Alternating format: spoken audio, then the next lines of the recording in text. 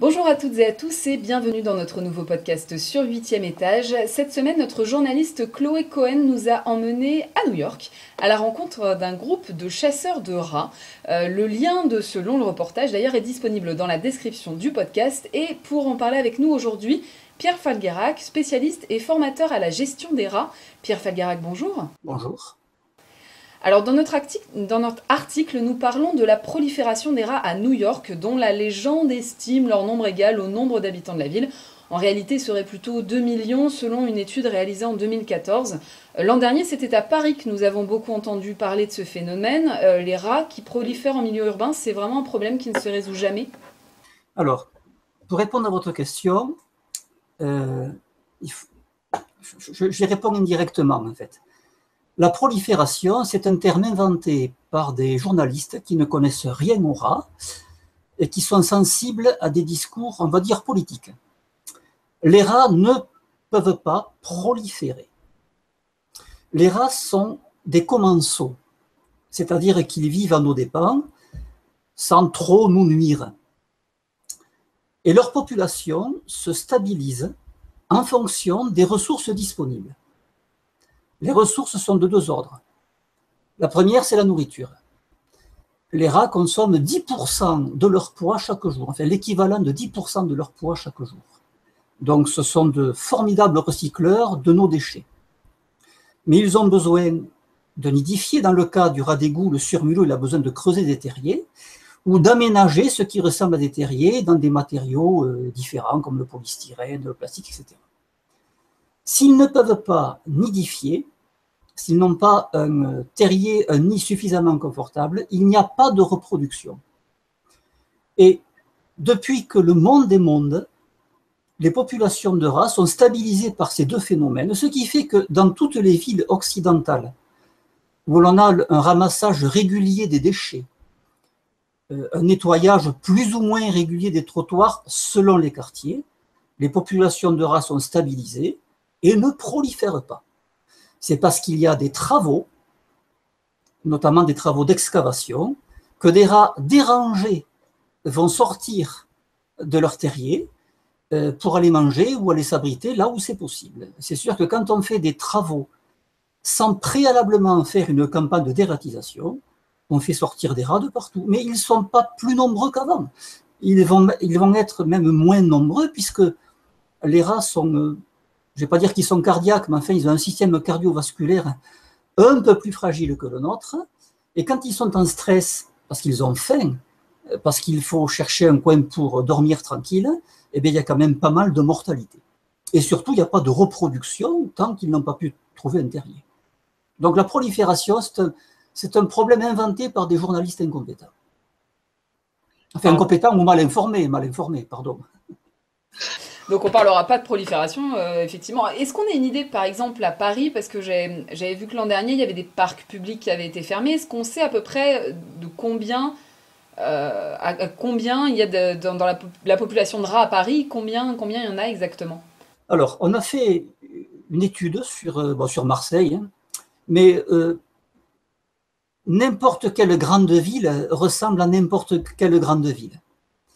À partir du moment où on a des égouts qui remontent au début du XXe siècle, ce qui est le cas non seulement à Paris, mais aussi à Strasbourg, à Toulouse, à Lyon, à Marseille, à Rome, à Berlin, à Copenhague, à Tokyo, à Moscou. Partout, on a des terriers qui remontent, des égouts qui remontent au début du XXe siècle. Et une gestion à peu près cohérente des déchets, on a 1,75 rats par habitant en ville. Alors, c'est l'étude que nous avons faite qui figure dans ce premier bouquin que j'ai écrit. Des rats et des hommes, oui. Il y a un chapitre consacré à combien y a-t-il de rats par habitant. Ce chiffre, évidemment, varie en fonction de la configuration des égouts. Par exemple, lors du séminaire sur la gestion des rats à Paris, le représentant de la ville du Zurich nous a expliqué que dans tous les quartiers où les égouts étaient rénovés, il n'y avait plus de plaintes liées à la présence de rats sans avoir touché, sans avoir changé la politique de gestion des déchets. Ce qui montre bien que si les rats ne peuvent pas creuser des terriers dans les égouts, ils ne s'installent pas tout simplement. Donc, Dans les villes modernes, où l'on refait des égouts avec du béton et de l'acier, qui sont les deux seuls matériaux que les rats ne peuvent pas ronger, dans les villes où on rénove donc les égouts, où on aménage des égouts récents en béton et avec de l'acier partout où on le peut, il n'y a pas de rats, ou très très peu. L'exemple, c'est la principauté de Monaco. C'est sûr qu'ils ont les moyens. Ils ont les moyens de la propreté, puisque toutes les rues et trottoirs sont lavés chaque jour à grande eau potable. On peut discuter de l'intérêt, mais en fait, c'est comme ça. Les égouts sont tous bétonnés et bien jointés. Il n'y a pas de rats à Monaco. Il y a des rats seulement en été, sur les pelouses fréquentées par les touristes, afin que les rats consomment les déchets laissés par les touristes, tout simplement. Pratique en soi. Et alors justement, est-ce qu'il y a un risque s'il y a une trop grande population de rats? Est-ce qu'il y a un risque, que ce soit sanitaire ou autre, pour la ville? Alors, il y a toujours un risque avec des animaux commensaux qui sont rongeurs. Les rats sont des rongeurs parce qu'ils ont des dents, des incisives hypsodontes qui poussent en permanence. Même s'ils n'ont pas faim, ils sont obligés de ronger quelque chose pour les user. Or, en milieu urbain, les matériaux qu'ils trouvent à ronger, c'est un peu embêtant, ce sont des protections, des isolants de câbles, de câbles électriques, ce sont des matériaux d'isolation en général, et donc le plus gros risque que font courir les rongeurs, donc les rats et les souris, parce que la souris est 4 fois plus active que le rat, même si elle est 10 fois plus petite, ce sont des dégâts causés sur les installations électriques. Par exemple, l'accident de Danguin près de Pau en 2014, avec un TGV qui a été rattrapé par un TER, un TGV a rattrapé un TER à l'arrêt, parce que des rongeurs avaient mis en panne une guérite de signalisation en rongeant des fils, tout simplement. C'est ça le premier risque des rongeurs, les dégâts sur les installations électriques et sur des voitures récentes, puisque une réglementation européenne qui a pour but de diminuer les plastiques dans notre environnement immédiat impose désormais aux fabricants de câbles un isolant artificiel qui contient de l'amidon de maïs. Et ça, par contre, c'est un aliment pour les rats. Voilà pourquoi, sur les parkings, on a de plus en plus de voitures récentes qui sont en panne parce que les rats sont venus ronger l'isolant des câbles électriques. Merci l'Europe, dont les décisionnaires sont totalement incompétents sur les tenants et aboutissants des décisions qu'ils prennent. Alors, qu'est-ce qu'il faudrait utiliser comme matériau pour ces isolants, du coup? Eh bien, pas un matériau qui contienne de l'amidon de maïs, qui attire les rats, tout simplement. Je ne sais pas, il y a des chimistes, hein, c'est aux chimistes à trouver quelque chose, c'est pas à moi. Non, bah, en sachant qu'effectivement, il y aura toujours un risque, mais bon, éviter peut-être de mettre quelque chose qui représente vraiment une nourriture pour eux, quoi. Tout simplement, tout simplement. D'accord. Alors, Alors, on parle... l'autre risque pour la santé, alors il faut bien se dire que le surmulot, donc le rat d'égout, ne peut pas transmettre la peste. Voilà. Heureusement, si c'était le cas, l'espèce humaine citadine serait décimée depuis qu'il y a des égouts en ville. Pour faire simple, chaque mammifère a une puce qui lui est inféodée. La puce de l'homme, Pulex irritans, qu'on appelait la puce des planchers, a quasiment disparu. Il se trouve que la puce du rat noir, qui transmet la peste, a comme hôte secondaire l'homme. Et donc, quand le rat noir proliférait dans les villes du Moyen-Âge, parce que le rat noir, au contraire du rat d'égout, est un grimpeur qui aime les endroits secs et qui a une alimentation granivore et frugivore. Il trouvait donc tout ce qui lui convient dans les greniers du Moyen-Âge. Et sa puce, j'ai oublié le nom scientifique, une céphalise, je ne sais plus quoi, manifeste un phénomène de blocage de ses trompes de succion, c'est-à-dire une puce, quand elle vous mord, en fait, elle vous mord avec 2 trompes. Une trompe injecte de la salive et l'autre aspire le sang. Et la bactérie Yersinia pestis, découverte par Alexandre Yersin en 1894, colmate petit à petit la trompe d'injection de salive. Et c'est comme ça qu'elle contamine son hôte principal, le rat, qui meurt de peste. Quand le rat est mort, elle cherche un hôte secondaire, l'homme, qu'elle contamine à nouveau. On sait ça depuis 1896 et Paul-Louis Simon. Alors, la seule raison pour laquelle le rat a été affilié, entre guillemets, à cette peste, c'est parce qu'il servait de transport de véhicules à ces puces infectées. C'est ça. Mais il ne s'agit pas du même rat.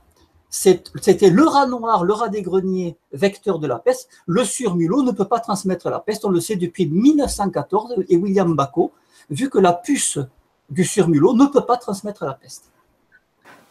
Alors, en l'occurrence, il y a une maladie quand même qui peut être transmise par les rats. Enfin, c'est via l'urine des rats, mais c'est relativement rare. C'est la leptospirose. Alors, il se trouve que le nombre de cas diagnostiqués a augmenté ces dernières années. On peut s'interroger sur le fait qu'il s'agit plutôt d'un meilleur diagnostic de la part des médecins plutôt qu'une recrudescence de la maladie. Mais il faut savoir que ce sont les gens qui travaillent dans les marais ou près des rivières qui sont le plus exposés avec l'urine du ragondin, qui est beaucoup plus gros que le rat. En fait, les personnes les plus exposées à la leptospirose transmise par le surmulot, ce sont les égoutiers, qui sont obligatoirement vaccinés contre la leptospirose, et les gens qui souffrent du syndrome de Diogène, qui vivent au milieu des ordures et donc des rats. Mais on est à 1 cas pour 10 000, selon l'Institut Pasteur. C'est vraiment anecdotique. Donc effectivement, pas de danger sanitaire en tant que tel pour les rats. Finalement, j'ai l'impression que ce qui pose problème, c'est plutôt que les rats véhiculent une image négative. Et donc une mauvaise image, tout à fait, une mauvaise image. Pour compléter la réponse précédente, des recherches japonaises et chinoises récentes mettent le doigt sur le fait que les rongeurs, les rats et les souris, seraient en première ligne comme espèce relais de la peste, de la grippe aviaire. J'ai écrit un article sur mon blog à ce sujet. Je sais qu'il a été lu par un très haut lieu. Il se trouve que le vide sanitaire qu'on a imposé aux éleveurs de canards devait être complété par des opérations de dératisation, justement en tenant compte des études faites par les Asiatiques sur les rongeurs, potentiellement espèces relais pour la grippe aviaire, dans les élevages comme dans les points d'abreuvement où s'arrêtent les oiseaux migrateurs. Et donc là, ça reste une hypothèse, on n'a pas eu de cas de rats qui transmettent la grippe aviaire? Ça reste une hypothèse, mais une hypothèse qui fait froid dans le dos, parce que les rongeurs sont les plus exposés à la contamination par les virus H5N8 et le dernier mutant HN9. Il est établi par les Asiatiques que ce sont les espèces relais. En France, personne n'a fait d'études. Personne n'a fait d'études et on peut s'interroger sur cette absence d'études, alors que les Asiatiques ont mis le doigt dessus depuis des années et encore tout récemment dans un article publié la semaine dernière. Pourquoi en France ne fait-on pas d'études sur le sujet? Parce que peut-être qu'on est sûr de trouver la réponse. Donc dans ce cas-là, si c'est constaté que les rats véhiculent la grippe aviaire, qu'est-ce qu'il faudrait faire? Ils véhiculent la grippe aviaire en tant qu'espèce relais. Les oiseaux migrateurs transmettent la peste aviaire aux rongeurs qui sont dans leur environnement. Et ces rongeurs, quand ils rejoignent des élevages, cela transmettent de l'un à l'autre. Et quand ils viennent manger la nourriture des oiseaux, et quand ils circulent au milieu des oiseaux, au milieu des poules, au milieu des canards, ils transmettent la grippe aviaire. Et les oiseaux se la transmettent de l'un à l'autre par les plumes, le mouvement des ailes. Mais il faut toujours une espèce relais, ça c'est certain. Comme pour la peste. D'accord, mais ce qui pourrait représenter un problème en l'occurrence, une recrudescence en tout cas de la grippe aviaire. Tout à fait. Bon. Et alors, bon là en l'occurrence c'est effectivement le problème de la grippe aviaire, c'est on va dire parallèle à ce qui peut se passer aussi en ville. Parce que là ça va concerner plutôt la campagne, on imagine plus. Pour les villes, vous en parliez tout à l'heure, il y a quand même quelques bienfaits, en tout cas la présence des rats. Vous parliez notamment de la réduction des déchets. Sur Paris, on parlerait de plusieurs centaines de tonnes par jour. Qu'en est-il réellement? Un rat consomme 10% de son poids par jour. Il consomme grosso modo 9 kilos par an. Vous multipliez ça par 1,75, je ne me souviens plus où j'avais mis le calcul, ça a été repris par l'Express, fait par plusieurs journaux. Ce que consomment les rats, c'est supérieur à ce que ramassent les éboueurs. Quelque part, bien fait quand même pour la ville. Est-ce qu'il y aurait d'autres choses? J'avais lu notamment que les rats pouvaient servir des fois de détecteurs de maladies. Oui, alors dans les hôpitaux africains où on ne peut pas se payer les machines très onéreuses qui équipent les cliniques et les hôpitaux occidentaux, on utilise les rats pour détecter la tuberculose dans les crachats des malades. Et les rats ne se trompent jamais. Il y a le rat géant de Gambie qui est dressé pour repérer les mines antipersonnelles et éviter des accidents. Oui, j'avais vu ça aussi également, oui. Les rats sont extrêmement utiles. Et dans nos égouts, je peux vous assurer que dans les vieux égouts, les terriers que creusent les rats dans le limon des avaloirs, le limon, c'est cette terre qui se dépose, ils affaiblissent le limon qui est lessivé lors des épisodes orageux, donc ils évitent aux égouts de se boucher, bien sûr. Ils ont leur utilité. Il ne faudrait pas l'oublier non plus. Alors, dans notre article, l'un des chasseurs de rats explique que s'il tue 2 rats sur une soirée, ça revient à en éliminer près de 30 000. Est-ce que c'est le cas? J'en sais rien, je ne sais pas les calculs qu'il a fait, mais c'est ridicule. Et puis ça ne veut rien dire de tuer 2 rats, ça ne veut rien dire. Le travail des dératiseurs, s'il était correctement fait, consiste à réguler les populations de rats pour qu'ils ne soient pas amenés à sortir en trop grand nombre pour se nourrir à l'extérieur. Plus il y a de rats, plus ils ont besoin de manger, tout simplement. Donc, en régulant les populations de rats, on diminue le nombre de rats qui sortent lors de travaux ou qui sortent le soir, tout simplement, pendant que les gens mangent aux terrasses des cafés ou des restaurants. Alors j'imagine que justement son calcul est fait par rapport au nombre de petits que peut faire un rat, etc. Donc lui estime, en tout cas j'imagine, réguler la population en faisant ça. On considérait que ce n'est pas une solution en soi, j'imagine. 2 rats par soir multipliés par 5 jours par semaine, ça fait 10 rats, multipliés par 4 jours 33, ça fait 50 rats par mois. Il tue moins de rats que ce qu'une chouette en fait en 3 jours. C'est ridicule, c'est ridicule. Alors, je crois qu'il n'en tue pas que 2 par nuit, en tout cas, mais c'était l'exemple qu'il donnait pour dire, voilà, si on en tue 2, il y en a tant derrière qui ne naîtront pas, quelque part. Non, non, ça ne veut rien dire, ça veut rien dire. D'accord. Prenons un exemple simple. On détruit un squat sans le dératiser préalablement. Ou on détruit un campement de Rome sans le dératiser. Tous les rats qui infestent le squat ou le campement de Rome vont se répandre dans les environs immédiats. Si on prend l'exemple ça doit remonter à 2 ans, du dernier camp de Rome qui a été démonté sur la seconde, ils étaient sous le périphérique, il y avait 300-400 rats qui se sont retrouvés dépourvus de toute nourriture et qui se sont répandus alentour. Certains se sont fait écraser sur le périph', enfin bon, il y en a qui se sont fait tuer par des chiens, par des chats. Il y a des centaines de rats qui sont partis dans le coin. Si vous tuez, parce qu'on voit beaucoup de rats, on appelle le dératiseur, s'il en tue 2 par soir, c'est ridicule. Il aurait fallu en tuer une 50aine par soir. Il est tout à fait possible, quand on est un professionnel qui sait comment vivent les rats, de tuer en une journée une 50aine de rats. Tout à fait possible. 2 rats, c'est ridicule. Alors, en l'occurrence, vous parliez de votre blog tout à l'heure. Je sais que l'un des derniers articles que vous avez publié, c'était sur cette pétition qui avait été lancée, Stop au génocide des rats. Alors, on va aborder cette question, est-ce qu'il n'y a pas d'autre solution que de les tuer? Justement, à New York, on en parlait, il y a un stérilisant qui va être testé sur la population des rats. Est-ce que vous pensez que ça peut être une solution efficace? Non, ça ne sera pas une solution efficace. Parce que pour que le stérilisant soit appliqué sur les rats, il faut fréquenter les lieux fréquentés par les rats. Il faudra se rendre là où ils vivent.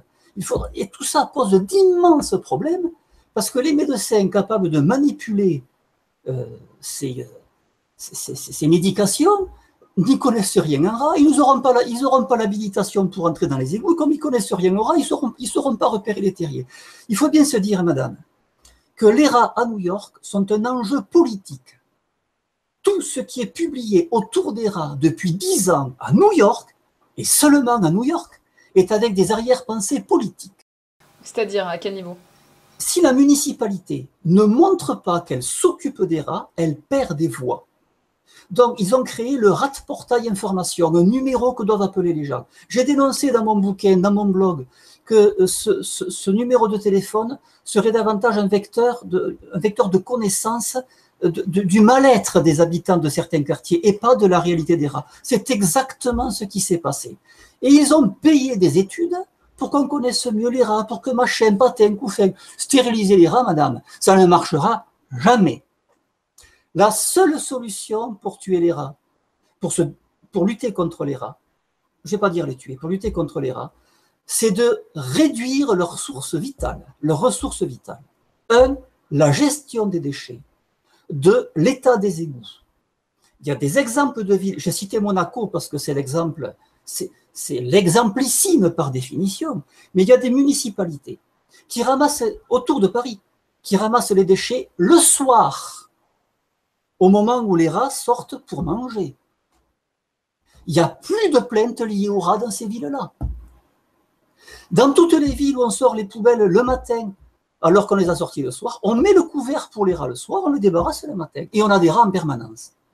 Donc le simple fait de ramasser les poubelles le soir, le simple fait de rénover les égouts, les populations de rats vont diminuer grand V. C'est le cas de Zurich, c'est le cas de Monaco, mais c'est aussi le cas d'autres villes que j'ai comme clients. C'est une autorégulation en soi. On peut dératiser, on peut limiter considérablement les populations de rats en tuant des rats dans les égouts, parce que c'est là où se réfugie un maximum de rats. Il y a beaucoup moins de rats en surface que dans les égouts. J'ai une méthode d'ératisation raisonnée dans les égouts qui fonctionne chez tous mes clients. La ville de Paris ne veut pas en entendre parler, mais c'est pour d'autres raisons. Dans ces villes-là, vous pouvez, je ne vais pas vous donner les noms, mais si vous maintenez une alerte Google rat ou d'ératisation, ces villes-là n'apparaissent plus dans les radars. Donc, pour en revenir à la pétition, il vaut mieux réguler les populations de rats en agissant sur leurs ressources vitales, ça évitera d'avoir à les tuer. Si on régule les populations de rats dans les égouts, on n'a plus de rats qui sortent au grand jour quand on fait des travaux d'excavation.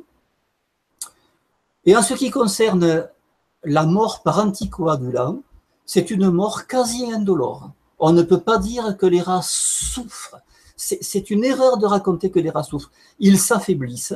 Bien sûr qu'un rat affaibli n'est pas en grande forme. Il est moins heureux, comme quelqu'un qui s'affaiblit parce qu'il a une maladie mortelle. Il est moins heureux, mais certaines maladies ne font pas souffrir.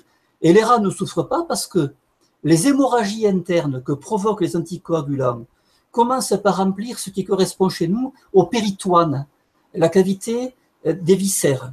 Donc le sang ne monte plus au cerveau, le rat entre en coma et il meurt dans son sommeil. On ne peut pas vraiment parler d'une mort douloureuse. Les anticoagulants respectent l'écologie, respectent la nature, beaucoup plus qu'on ne le pense. Alors, la première préconisation que vous donneriez au départ, ce serait vraiment cet aspect d'agir sur les points vitaux, entre guillemets, des rats pour qu'ils s'autorégulent en soi et éviter de les tuer quelque part. Tout à fait. Ce serait la première préconisation, mais ça implique gestion de déchets, gestion des égouts, ça implique une implication particulière de la ville. Mesurer ce qui se passerait à Paris ou Marseille au hasard si on disait aux éboueurs, vous devez travailler le soir et pas le matin. Imaginons ce qui se passe en attendant. Les villes qui le font n'ont plus de plaintes liées aux rats. Alors, j'avais vu dans un article, vous parliez que les rats étaient très intelligents et que notamment certains dans des décharges, je crois, avaient compris que la source de nourriture n'arrivait que vers midi et donc ne sortait qu'à ce moment-là. Tout à fait, oui, bien sûr. Les rats s'adaptent à toutes sortes de situations, bien sûr. Quelque part, s'ils finissent par comprendre que les déchets ne sont ramassés que le soir, est-ce qu'ils ne peuvent pas finalement s'adapter ? Alors, bien sûr qu'il y aura toujours des rats qui vont sortir pour manger. On l'a vu sur les jardins de Paris, où on ramassait les poubelles à 17h, les rats sont sortis à 16h. En 3 jours, ils ont compris qu'il fallait venir avant qu'on débarrasse les poubelles. Ça veut dire qu'ils observent aussi. Ils ont des capacités cognitives supérieures à celles des chiens, par exemple. Donc, le fait de ramasser des poubelles le soir, dans un premier temps, des rats vont sortir, Mais un rat qui circule en plein jour sait qu'il s'expose à la prédation, les prédateurs ailés, les prédateurs à quatre pattes, et si on continue à ramasser les poubelles à 5 heures le soir, vous allez voir la quantité de rats qui sortent à 4 heures pour manger, qui diminue tout doucement jusqu'à disparaître complètement. Ce sont des choses, on a constaté ça dans toutes les villes où l'on sort les poubelles le soir. En un mois, on ne voyait plus de rats.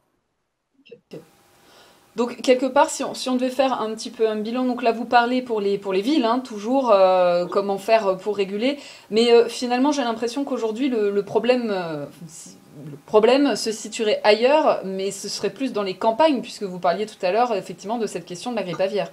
Aujourd'hui, c'est sur ça qu'il faudrait se concentrer par rapport aux rats? Je réponds en deux fois. Le problème de la ville, comme vous l'évoquiez peut-être implicitement, la lutte contre les rats, c'est un problème politique. Si la politique ne s'empare pas du problème de la bonne façon, on fait perdurer une situation, voilà, il n'y a qu'à voir ce qui se passe à Paris, où l'on a mis plusieurs semaines pour dératiser des parcs, qui auraient été dératisés en 2 soirs, avec un prestataire parisien. Voilà. Vous voulez que je le répète ? C'est la ville, c'est la ville qui a voulu s'en charger en fait, donc d'où le fait que ça ait pris plus de temps. Il faut préserver des emplois, il faut préserver des acquis sociaux, voilà, tout simplement. On aura toujours des rats à Paris comme ça. Voilà. Pour les campagnes, il y a 2 problèmes pour les campagnes. Prenons le problème des élevages de poulets, des élevages avicoles, voilà, pour avoir des œufs. Les fermes avicoles, on avait le problème de la salmonellose il y a quelques années. On a mis le doigt sur le fait que la salmonellose était amenée par une espèce relais qui, comme par hasard, étaient les rongeurs, les rats et les souris. Aujourd'hui, on a quasiment résolu le problème de la pénétration des rats et souris dans les élevages avicoles. On n'a plus de salmonellose, ça marche très bien. On avait fait des études préalables, on avait fait une étude. En ce qui concerne la grippe aviaire, la politique est encore une fois incompréhensible. Le blackout qui a été fait sur les études asiatiques est pour moi totalement incompréhensible. Les décisions qui ont été prises d'abattre des canards parfaitement comestibles est complètement incompréhensible. À moins évidemment que certaines personnes ou certaines filières aient eu de l'argent à gagner avec ça. Le fait qu'on n'ait pas diligenté une étude sur les espèces relais potentielles vectrices de la contamination avec H5N8 et maintenant N9, comment ça se fait qu'on n'a pas diligenté cette étude alors qu'on l'avait fait pour la salmonellose? A-t-on peur de la réponse? Parce que ça voudrait dire mettre en place peut-être de gros moyens. Non. Une formation, je suis allé faire une formation pour une grosse coopérative qui fournit les agriculteurs, les éleveurs. Il y a des consignes qui sont passées, mais c'est toujours pareil. Quand vous avez des générations d'éleveurs qui ont des habitudes dans des fermes à la propreté, on va dire, discutable, pour parler politiquement correct, c'est extrêmement difficile de les faire évoluer. Et il y a des tas de gens qui ne sont pas prêts à ça. Donc, la politique d'abattage de milliers, de dizaines de milliers de canards comestibles qui auraient pu faire partie de la filière alimentaire, le fait qu'on les abatte dans des conditions ubuesques, où les camions se sont déplacés sur des dizaines de kilomètres avec des canards qui battaient des ailes pour répandre le virus sur leur route, y compris sur des points d'abreuvement, tout ça a profité à certains. Il y a des indemnités qui ont été versées. La prochaine saison, c'est dans quelques mois. On ne fait rien. Demandons-nous à qui le crime profite. C'est un problème politique.